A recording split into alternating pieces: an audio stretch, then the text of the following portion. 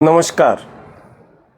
पाकिस्तान के बाद आज इजराइल ने भी अमेरिका के राष्ट्रपति डोनाल्ड ट्रंप को साल 2025 का नोबेल शांति पुरस्कार देने की सिफारिश कर दी। यह सिफारिश इतने दिन तक छिपी थी, लेकिन बीती रात यानी भारत में आज के सुबह के समय खुद इजराइल के प्रधानमंत्री बेंजामिन नेतन्याहू यानी बीबी ने एक डिनर के दौरान एक पत्र सौंपा अमेरिका के राष्ट्रपति डोनाल्ड ट्रंप को और ये कहा कि इजराइल ने आपको इस साल का शांति का नोबेल पुरस्कार देने की सिफारिश की है।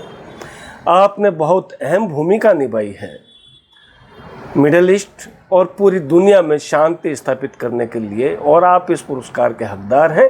और ये कहते हुए उन्होंने जैसे ही डोनाल्ड ट्रंप को वो प्रस्ताव की चिट्ठी सुपुर्द की, डोनाल्ड ट्रंप चौंक गए और कहा कि अरे, आपका बहुत धन्यवाद इस सिफारिश के लिए। लेकिन दोस्तों, क्या डोनाल्ड ट्रंप को इस साल का नोबेल पीस प्राइज मिलना चाहिए? आज हम चौथा पाया में इसी पे चर्चा करेंगे। पहले तो आपको बता दें कि इजराइल से पहले पाकिस्तान ने भी आधिकारिक तौर पर ट्रंप को नोबेल पीस प्राइज के लिए सिफारिश की थी, और यह सिफारिश की गई पाकिस्तान के सेना प्रमुख जनरल आसिम मुनीर को जो दावत दी थी डोनाल्ड ट्रंप ने इसके 3 दिन बाद। और अब नेतन्याहू ने तो एक कदम आगे बढ़ते ही जैसे ही उन्होंने दावत में बिठाया टेबल पर, उनको ये चिट्ठी सौंप दी कि ये हमने चिट्ठी भेजी है कि आपको शांति का नोबेल पुरस्कार मिलना चाहिए। और इस जो इजराइल की जो चिट्ठी है, इस चिट्ठी में जो उल्लेख किया गया है वो किया गया है अब्राहम समझौते का, अब्राहम अकॉर्ड। ये अब्राहम अकॉर्ड क्या है, इस पर भी हम चर्चा कर लें। साल 2020 में यानी ट्रंप के पिछले कार्यकाल के दौरान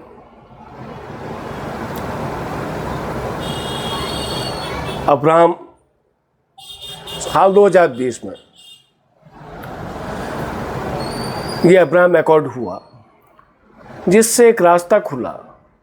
जो अरब देश हैं, सबसे पहले सऊदी अरब और उसके बाद बहरीन, इन्होंने सितंबर 2020 में एक समझौता किया जिसमें यह कहा गया कि वे ईरान के साथ में राजनयिक संबंध स्थापित करेंगे, आपसी सहयोग बढ़ाएंगे।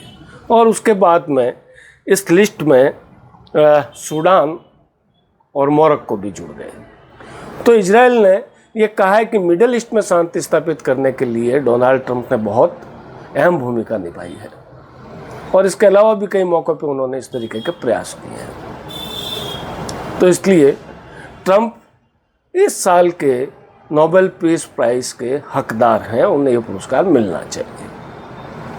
इससे पहले पाकिस्तान ने भी ऑपरेशन सिंदूर के तुरंत बाद में जैसे ही ट्रंप ने आसिम मुनीर को व्हाइट हाउस में बुला के मुर्ग मुसलम खिलाया, उसके 3 दिन बाद पाकिस्तान ने सिफारिश कर दी कि ट्रंप को पीस पुरस्कार मिलना चाहिए।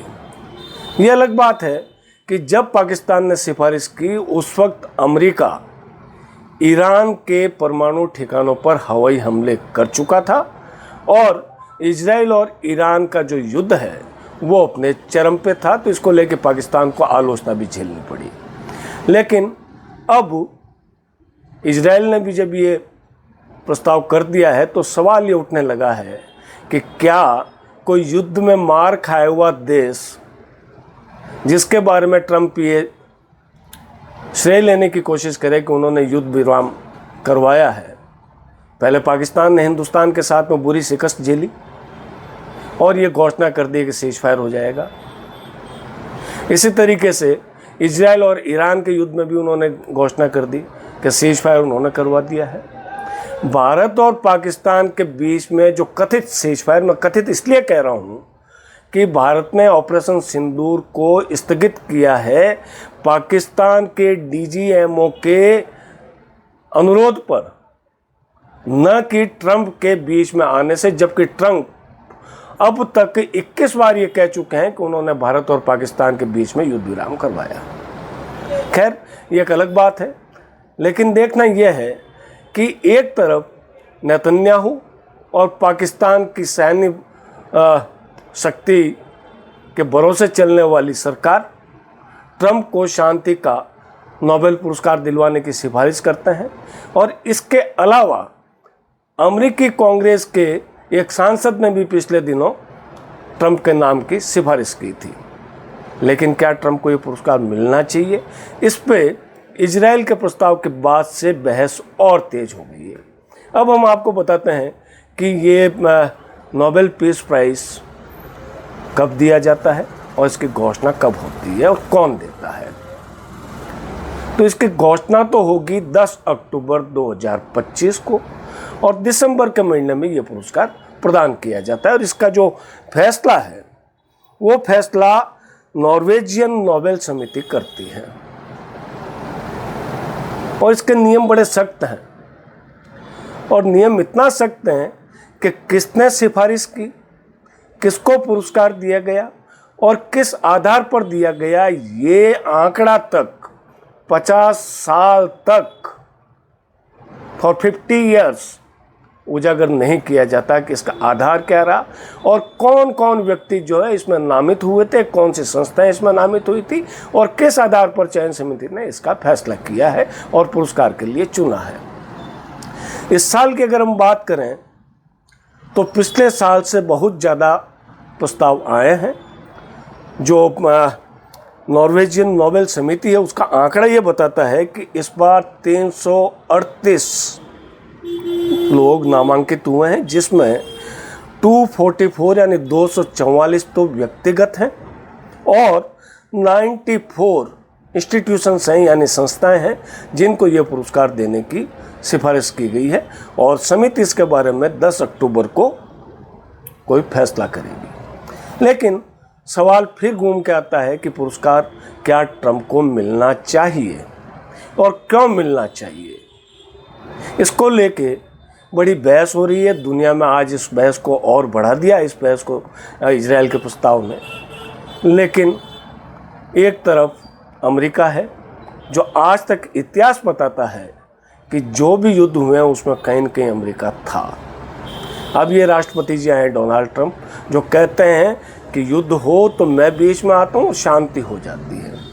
लेकिन ये तथ्य सभी के सामने है कि इजराइल को ईरान पर हमला करने की अनुमति किसने दी, और इसके बाद में खुद ईरान पे हवाई हमले किसने किए। इसके बावजूद भी अगर भारत पाकिस्तान का मामला हो, रूस यूक्रेन का मामला हो, और चाहे जो अब्राहम एकॉर्ड की जो बात नेतन्याहू ने अपने प्रस्ताव में की है वो हो, और अभी ताज़ा मामला इजराइल और ईरान युद्ध रुकवाने का हो, ट्रंप इसका श्रेय लेते हैं। हालांकि ट्रंप को भी भरोसा नहीं है और वो ये कहते हैं कि अगर वे रिपब्लिकन नहीं होकर डेमोक्रेट होते तो शायद उन्हें ये नोबेल पीस प्राइज़ मिल जाता। और कितनी सिफारिश कर लो आप, कितना ही काम कर लो, लेकिन शांति का नोबेल पुरस्कार इस तरीके से उन्हें नहीं मिल सकता। ये पहले ट्रंप कह चुके हैं। लेकिन जो उनकी इच्छाएं हैं वो ये बताती है कि जिस तरीके से वीडियो में उनको नेतन्याहू से वो चिट्ठी लेते हुए मुस्कुराते हुए देखा गया, तो कहीं न कहीं लालसा उनके मन में भी है। देखते हैं 10 अक्टूबर को किसके नाम की घोषणा होती है। क्या ट्रंप को ये पुरस्कार मिलेगा या मिलना चाहिए? आप भी हमें अपनी राय बताइए कमेंट बॉक्स में। और हमारा ये वीडियो और ये पॉडकास्ट अगर आपको अच्छा लगा हो तो इसे लाइक और सब्सक्राइब भी कीजिए। फिर नए एपिसोड के साथ में कल मुलाकात होगी। तब तक के लिए नमस्कार।